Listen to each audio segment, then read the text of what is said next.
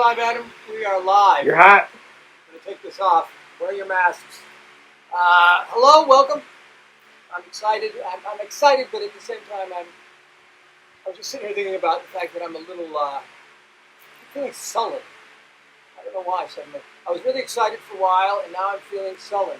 I'll snap out of it, but it's good because it kind of plays into the show, what we're going to talk about and do, and I hope you guys are here. I'm going to give you a second to tune in, the dozens of you that should be watching tonight. Okay, there's two of you. Anyways, this is an exciting, particularly exciting show for a couple of reasons.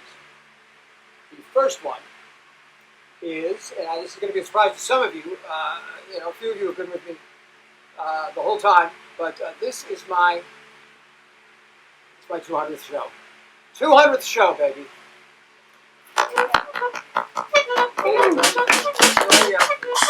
All right.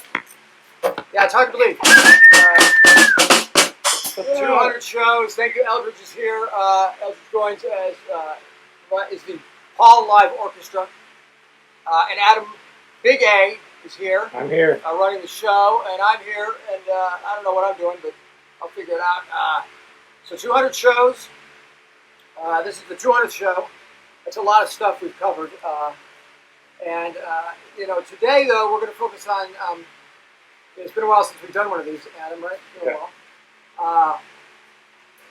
Tonight, we're going to focus specifically on a topic that I think affects a lot of people right now, mental health. Mental health. Specifically my mental health. Not necessarily all about me, but, we'll talk about mental health. And,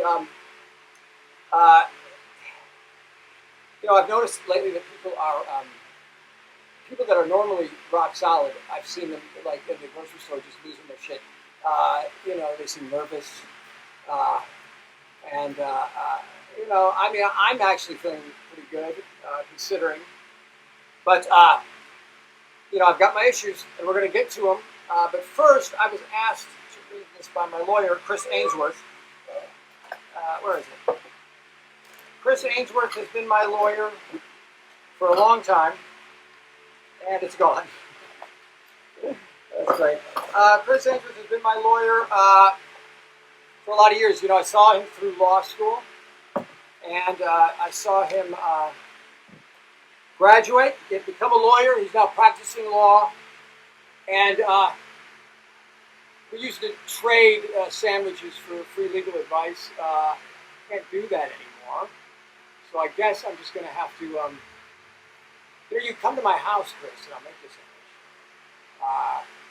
sandwich. Just do it. But he wanted me to say this. I, Paul Fricano, in no way claim to be a mental health expert. I take very seriously the plight of those who struggle with diseases of the brain. I am also not qualified to diagnose or speculate as to the mental health of myself or anyone else. I am not a licensed driver. I am barred for life from the premises of all Cracker Barrel restaurants. That's a long story. Due to an ongoing restraining order, I am not allowed within 500 feet of any of the members of the 90s girl group in Vogue. And on a personal note, let me just reiterate how sorry I am, Terry, Dawn, Cindy, and especially you, Maxine. I was wrong. But I thought it was a bit excessive to have never going to get it written into the legal documents, but that's the way it goes. I've moved on, and I'll always love you. So, mental health.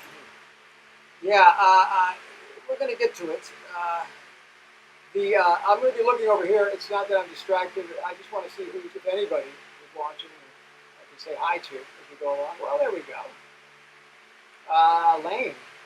Lane Bruce, by the way, my stepson, very talented young man. He wrote the theme music. You heard it at the beginning, and you'll hear throughout maybe if you figure out it. And we got some family. It's not all family. I've got Scott Dilworth is a long, and Ariel's there. Okay. So let me get back to what I was saying. Mental health. We're going to talk to my therapist later, and I talk to her all the time. She doesn't know that I'm calling. She sort of asked me not to call her during the show, but if we could keep it down, especially when I call her, I don't want to know. But she's a great lady. She's helped me a lot. I thought I'd first read some emails. I've been getting emails. It's weird. Normally I don't get emails, but I got some emails here. Let's see. The first one is from Scott Dilworth. Funny, Scott Dilworth. I don't know, fourth grade, fifth grade, something. By the way, this desk I'm sitting behind, I've had since the third grade. I painted it blue for some reason when I was 15 years old. And so Scott Dilworth asked, can I get a recipe to the spicy noodle? As some of you may not know this, but I used to be one of the owners and operators of Fricano's Deli. 15 years of sandwiches. So the answer to your question is very simple, Scott. Go online. The menus are there online. You go to the sandwich, anyone you want to know, and there's a list of ingredients. Take that stuff and put it between two pieces of bread. That's all there is to it. I mean, this might surprise some of you, but I never received any real culinary training. I know. And honestly, I barely scrape by with my food handler's tests and all that. I mean, shellfish. I don't know how to store shellfish, but I can make a sandwich. Anybody can make a sandwich. Scott, you're going to be fine. Just put it between bread. Paul Grotter. I can never say his last name. It's like one of those German, Slavic, Icelandic sort of names. Grottevant. My old buddy Paul. He wanted to know if I could recommend any wine pairings. We used to get the Italian grilled cheese. Here's a wine pairing for you. By no means am I assuming. If you get yourself a nice Cabernet, something recent, Cabernet, and then you get a nice Chianti. And when you finish one, you can start the other. Or you can drink them simultaneously. I've been known to do that. In fact, I used to drink the Paisano. Carlo Rossi makes this jug. How many liters is that? It's like 100 liters, easy. That seems excessive. We're excessive. But you can pair any two wines. I like to have champagne, with Merlot. Why not? All right. Thank you, Paul, for the question. Shonda Adams says, how long have you been doing this? How long have you been doing this? I assume she's talking about this show. Well, it's been a long time, Adam. We've been doing it a long time. We've done it so long, I can't remember all the shows and where we did them or how we did them. But Adam told me he has a clip from one of our early shows. I have it. And I don't know what it is, so let's see if we can go and roll it.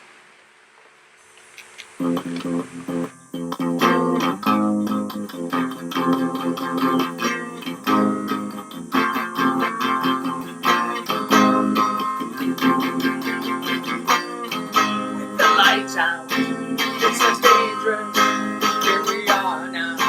Entertain us off the street. Entertain us. Here we are now. Entertain us of a lotto, of the speedo, of the bino, by the libido, yeah. Adam, that rocked. Awesome. Man, we're having a great show. Adam, that was fantastic. That's a great clip. I used to shred. I shredded. Did you think that's some shredding? I've never seen anything like it. That hair was real. That was my hair back then. Man, that brings back memories. Well, I think we got time for one more email, maybe. Sean McCullum asks, have you ever been incarcerated? It's an interesting question. You would think. No, I haven't. I've been incarcerated. I've become close a few times, and I've almost been institutionalized on several occasions. And thanks to the help of the lady we're about to talk to, I'm not in an institution right now. I'm walking free amongst the people to Spicewood. And you know, I think there's some folks that have their eye on me, certainly. But we're going to call up. Let's call up Shirley now. Dr. Shirley. I'm going to call her Dr. Shirley because she wouldn't like it if I gave out her name. But I've got her on the phone. You want Okay. to? Hold on, Shirley. I'm putting you through. go ahead. Hello? Hello, Shirley. Paul, yes. Just a moment. Get out of my way, you son of a bitch. I'm driving. People are horrible on the road today. Horrible. Oh my God. I just want to kill a person. I just want to kill Don't do one. that. Just one person. Just give me one person, I'll kill him. Why are you calling? Well, Shirley, I'm totally stressed. I'm doing the show. Okay, but I mean, this can't wait for one of our regularly scheduled tri-weekly appointments. No, I'm in trouble now. Okay. Well, what's the problem, Paul? Talk to me. You know, I'm here for you. Well, this thing is live. I didn't really prepare. Okay. Well, you put yourself in these situations. It's what you do to yourself. You're your own worst enemy. I've told you this time and time again. Who's going to help you? Your mother's dead. She can't help you. Your father's dead. Who can help you, Paul? Only you. Only the little Paul inside of you. Little Paul? The little Paul. The Paul inside of you. That's right. We all have a little one inside of us, and one of ourselves that talks to us and tells us what to do. Yeah, but I think I'm gonna explode. Yes. Okay, well, it sounds to me like you need to remember our 3 S's. You remember the 3 S's, I Paul? don't remember the 3 S's. Survival, serenity, That's nice. success. And if you want to succeed, you have to follow the steps, Paul. You have to put it to work. I can't just put a Band-Aid on you. You're a mess. Get the phone out of my way, goddammit! Listen, Paul. Can we continue this another time? I get all worked up in traffic, and I just want to kill just one person. Let me kill one. Don't do that. Okay, well, always a pleasure. I love you, I darling. love you too, And Shirley. we'll Thank see you. We'll talk to you tomorrow. And 2 days after that After again, that, yeah. okay? Yeah. So we'll be okay. I Bye. don't know if that's normal to have that many therapist appointments in a week, but she thinks I need them. She's a terrific lady. I can't say enough about her. I recommend her to anybody who's got severe social issues. And all right, well, that's Dr. Shirley. And seriously though, if you're having trouble, I find it's good to just sort of. I like to just walk out in the woods, and sometimes I get lost, and just take it all in, relax. It's not that bad. I mean, it's really bad. It's bad. I mean, it's about as bad as it's ever been. I was thinking about this today. I'm like, how bad is it right now? What did we have growing up? We had the gas crisis. I remember when I was a kid, there was a gas crisis. That was pretty bad. I don't know. Didn't affect me. Then we had there was something in the 80s. Just I think we're all just having a good time. We didn't That's care. cocaine. Okay, yeah, maybe. Then they came Iraq business, but and then of course 9/11. That was pretty bad 9/11. But this thing here, this is like everybody is affected. Everybody is having a bad time, and it helps to just lighten up every now and then. In fact, what I like to do personally is, I rely on friends and neighbors, and I've got a really great neighbor. This is a big surprise. I'm so excited about this. I got a neighbor who lives right down the road from me, and we've had our run-ins over the years. But for the most part, I think we're good right now. We were able to get Willie on the phone. Yeah, I got him. Let me put him up. Okay, let's Hold on, Willie. You're coming through. It's Paul. Hello, Willie. You there? Oh, hey, Paul. Hey, Willie. How are you? Hey, Willie. You all right? Oh, I'm doing just fine, Paul. How you doing? I'm doing okay. Thank you. It's good to hear. Now, listen, Paul, before I say anything more, do you think you could get your cats to stop pissing on my gardenias? God damn it. I'm sorry, Willie. I'm sorry about that. You don't have to apologize. No big deal. I know you've been through a lot. In fact, I rewrote one of my classics just for you, Paul. You want to Wow. hear it? Nice. All right, here goes. Paul, you're crazy. Everyone says that you're crazy. They say you're crazy. Since you ran naked all over town. Paul, you're nervous?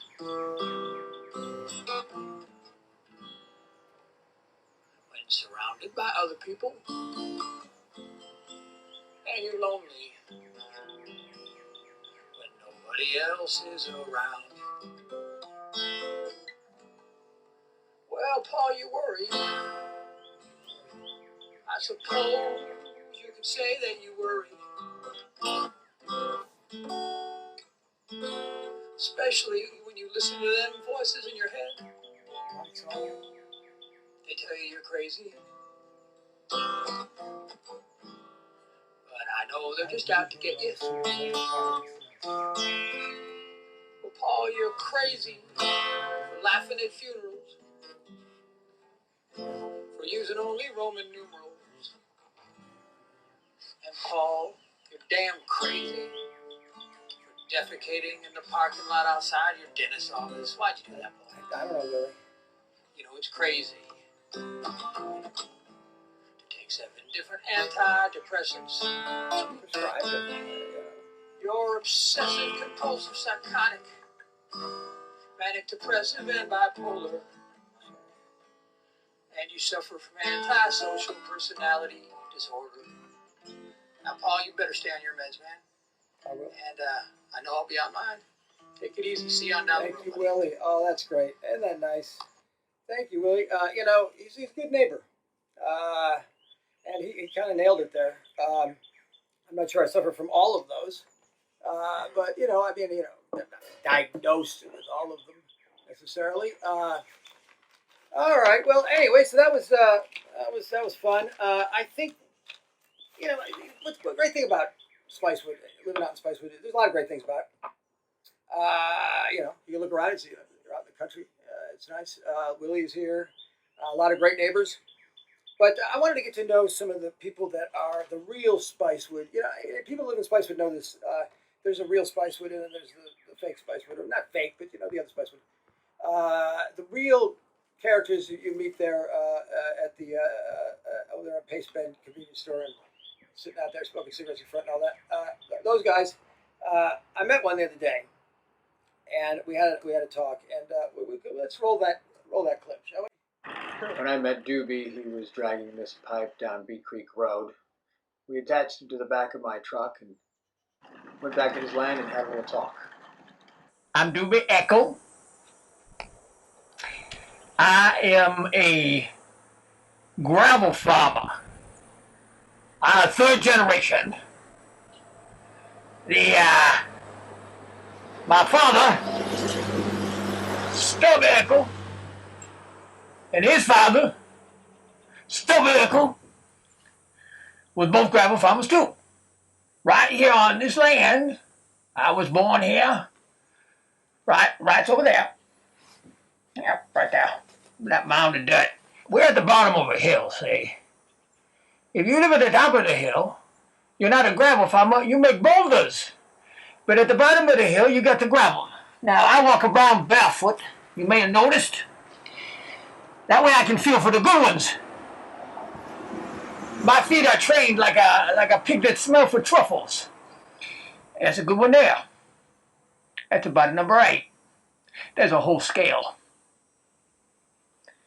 Well, these days, it's hard to keep up with the big gravel outfits. Yeah, they just churn it out and they don't find it naturally. They don't come, they make them. It's not real gravel. Real gravel takes thousands and billions of years to get to be just that. Now, the only way we manage to stay in business is we specialize. People want specialty gravel. I thought I heard of bobcat. Yeah, seen them here before, you know. Bobcats. They just jump right on you. We have a line now of specialty boutique gravel, we call it, with different nice names. My wife, Bessie, came up with some of the names. Midnight Star, Sunshine Surprise, Rocky Heaven, names like this. You buy it by the jar. I sat up on the side road with a table, my jars of gravel. Yeah, I know this land too well. I'm afraid that most of the good gravel gone. It's been farmed out or taken up by the big machines.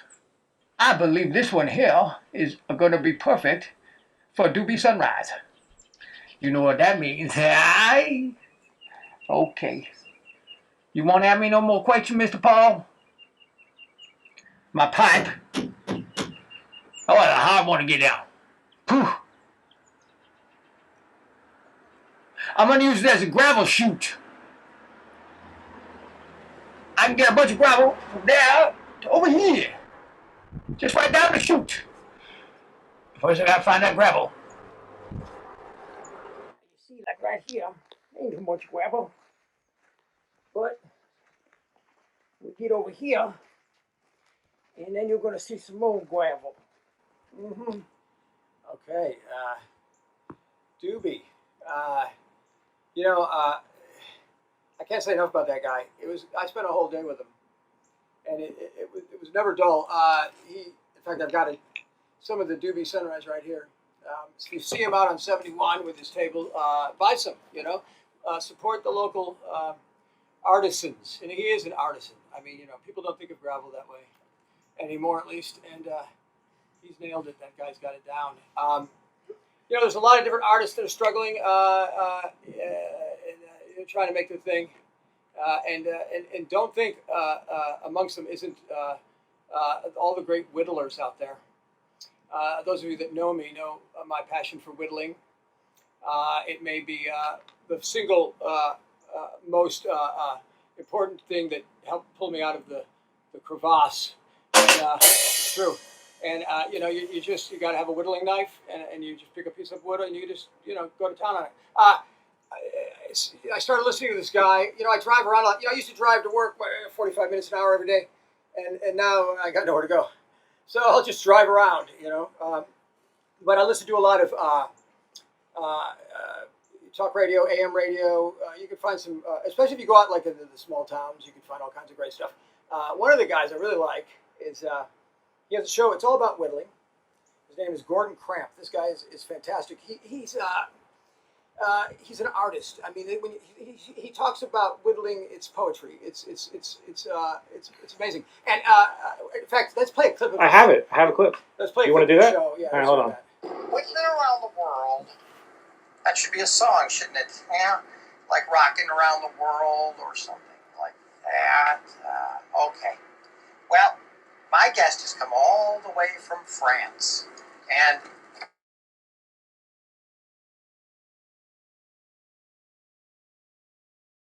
I didn't know they had whittlers in France, but they do. I'm going to try to read your name, and I'm sorry if I mispronounce it. You correct me if you will. It's Jacques Strape. Jacques Strape.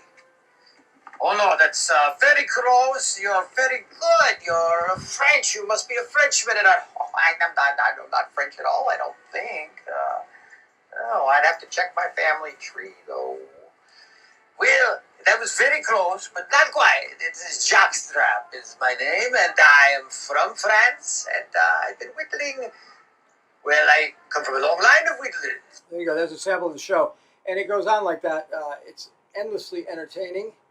And fortunately, I've gotten to know him a little bit. I went to I took a couple classes from him.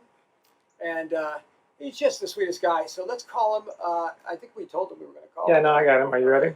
Gordon, I'm going to put you on with Paul. Hello there, this is Gordon. Hey, Gordon, it's Paul Fricano. Yes, hi, Mr. Fricano. How are you? I'm doing fine. Nice to hear from ya. I have to admit, I'm in the tub right now, so good thing this is just not on the. I'm a radio guy, Well, this is a so video, but we're not I guess see this is be a video you're doing of some yeah. sort.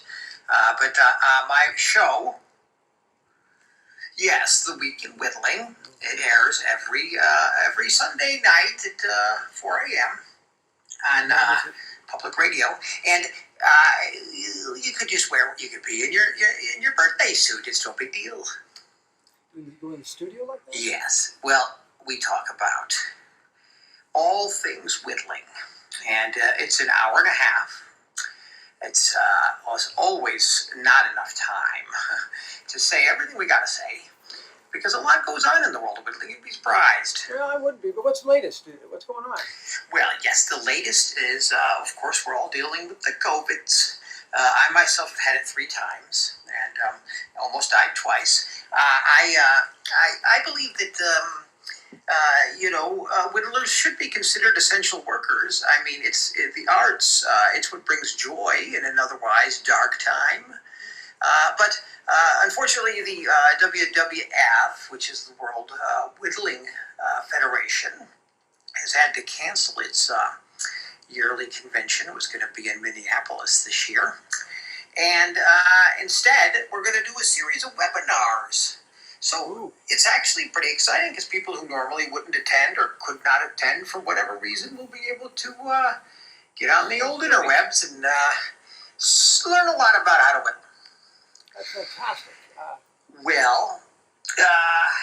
Yes, I'm working on something right now that's really quite interesting. It's a series I'm doing, a nature series.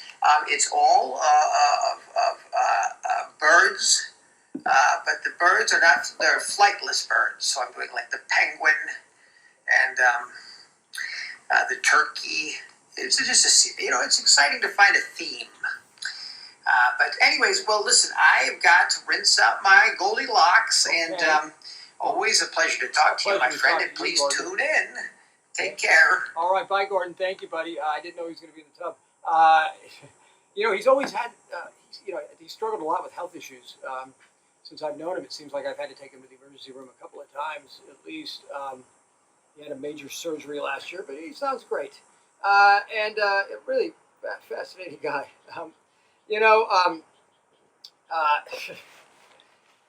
I listen to a lot of radio. I like to listen to people. You hear a lot of stuff. People are a little worked up right now.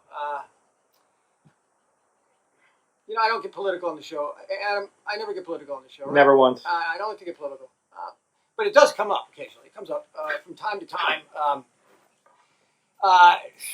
So the other day I'm having I met a friend for what I call brunch fist. It's a meal I take between breakfast and brunch. I like to have a big breakfast, and then brunch just seems so far away, and I like to sneak in another meal in there. And so we met at International House of Pancakes. They don't officially have a brunch fest there, by the way. My friend knew nothing about it. I just said, well, just order breakfast with a hit of brunch. It's, whatever you want. And we sat down and we talked for a while, and he was all, he was just all hot under the collar about some politician who was corrupt and had done wrong, and he's going on and on about this guy, and I'm just sitting there listening for a long time, and finally I said,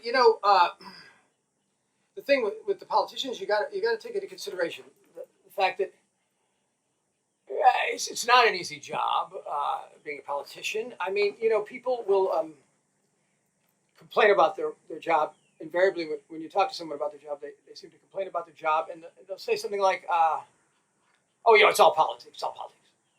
Well, their job is all politics. That's all it is. That's what they do. And so, that can't be easy. And then there's the fact that in order to keep their job and everything that they do in the context of their job, it needs constant approval. You want to get a bill passed, it has to be approved. You want to get reelected, you got to be approved. You got to have the approval of your electorate. I mean, this is something I totally relate to because I need constant, and I mean constant approval, hourly basis. My wife loves this about me. I mean, I just, I'll give you a perfect example. I have a tendency to slam the cabinet doors in our kitchen. We got some good hinges on there, but I slam them, and it's a problem. And I've been working on it. I'm working on it. And the other day I was in there, and I gently closed one of the cabinet doors, and I turned to my wife. I said, "What do you think?" And she said, "Good job." Right there. That's all I need. But I need it all the time. And thank you, Eldridge. And here's the thing: these guys, that's their life. That's the job. Well, so my friend, he listened and he said, "Well, it's not just the politicians; it's the media. It's media. They're just fueling the fires, and telling lies and blah blah blah." I listened to him for a while again. I'm like, well, yeah, but I mean, you got to have the news, right? You got to have the news. I mean, I got to read the paper every day. I always read the paper. I like the funnies myself. I never skip the funnies, although I'm not crazy about some of the stuff now. And, I like the traditional 3-4 boxes. But there's a lot of stuff out there I'm not crazy about. But it doesn't matter. The point is you got to stay informed. How are you going to do that? And it's a cornerstone of our democracy. I'll watch the news occasionally. Maybe look at it online. But, I mean, what are we going to do without it? And again, it's really not their fault. The news people who write the news. And my friend said, well, whose fault is it? I said, well, think about it. I mean, it's us. It's us. It's we, the people. It's us. We're the problem. We pick up the paper, and if it's got something exciting, sexy, we won't read it. Starving children.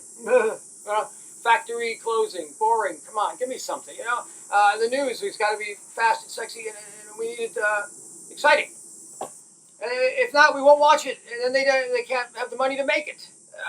We demand that everything is fast and exciting and interesting and tailored to our needs, our specific. Like we want everything though tailored to our needs. Like, not just the news. Not just the politicians, what they say, a politician's going to say what he has to say to get elected, sure. But we want everything. We want our music, our movies, just the weather, the socks, everything, all the stuff. Tailored to us. It has to be, what's that word I'm looking for? Curated. Curated. That's it. Everything's curated to your specific needs. They have this, what is that word? It starts with an A. Algorithm? Thank you, that one. I got one of those. They know everything about you, and you told them all this stuff. I mean, you tell them every day. You tell them all the stuff, so they got all that stuff, and they're gonna. All these big companies have some department called what is it? Marketing. Marketing is the word. Yeah. Well, they know what you want. They're gonna make it the way you want it, and then you're gonna get it that way, and you're gonna be happy. But you're never happy. We're never happy. Are you happy? I'm not happy. What's gonna make us happy? I'll tell you what's not gonna make us happy.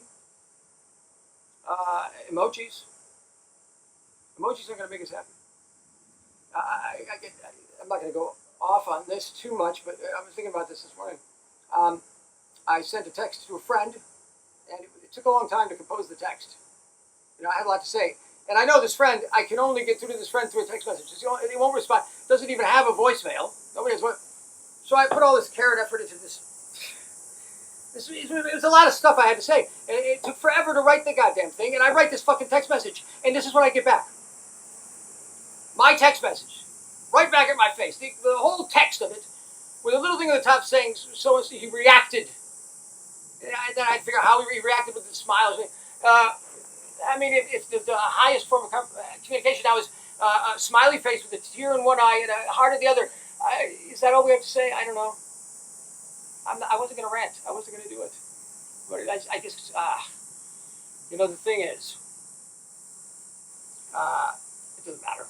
None of it matters. As long as you stay healthy mentally, stay healthy physically. I met a man a while back who had a great effect on me. He's got a lot of wisdom, and he's turns out to be a surprisingly great musical talent. You're going to hear about him soon enough. He's changed my oil at the Jiffy Lube a few times, and he let me go down into the thing, underneath the little pit. I always wanted to go in there.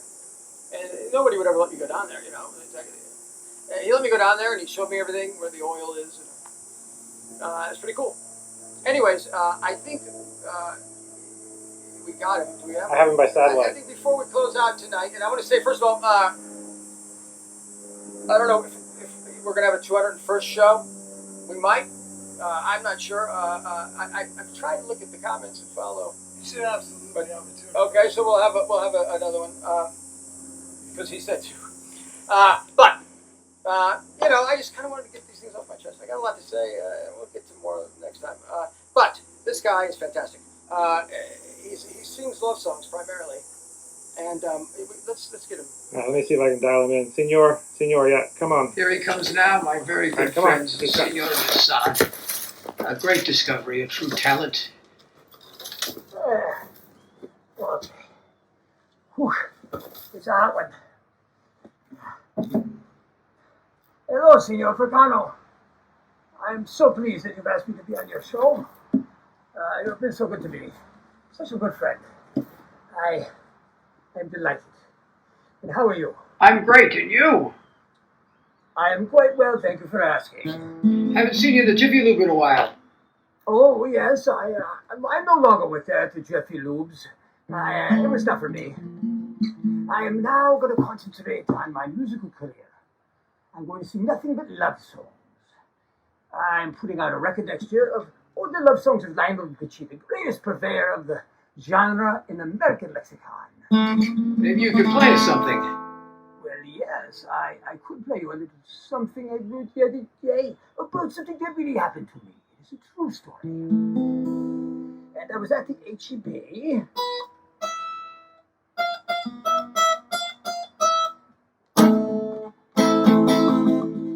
And they did not have my pretzels.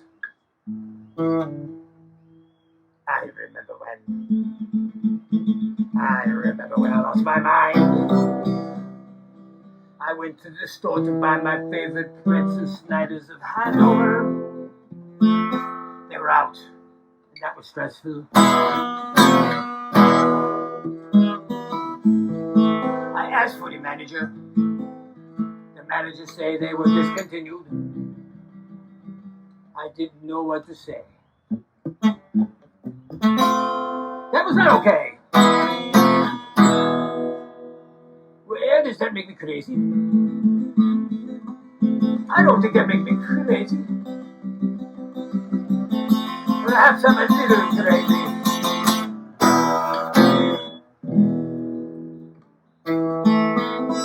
The manager said we got all these other kind of pressures. Perhaps you'd like to try something new. What would you do? I said, come on now. Who do you think that you are? None of these other presidents even come close. You think you know pretzels, but you don't. I think that you're crazy. Yes, sir, I believe it is you that is crazy. No, I'm certain of it. You're crazy. Crazy like me. You see, when I was a boy growing up in Cantanagua, my friends were always men like Mr. Pretzel, Mr. Peanut. You think you know about salty snacks, but you don't. I think you're crazy. I think I'm crazy. We could both be crazy, I suppose. Arguing about pretzels on a Sunday afternoon. Yes. Well, you know, Snyders of Hanover, they've been making pretzels since 1909. They know what they're doing. So don't tell me. Try something new. I tell you, that manager, I give a piece of my mind. And I tell you another thing. I now go back to the HEB again. Never will I step foot in it. With you today. That was great. I really needed I love that man. I needed some half and half. And he's very passionate about his pretzels, I must say. Well, thank you, Senor. I don't know. We made it to the end of the show, so I want to just thank Adam Big A for his technical wizardry. Hey! And I want to thank Aldridge for his drumming stuff that he does. Woo! And I want to thank my wife for her bubbles. And Annie and Scott and Lane and Kate. And I'm gonna go home.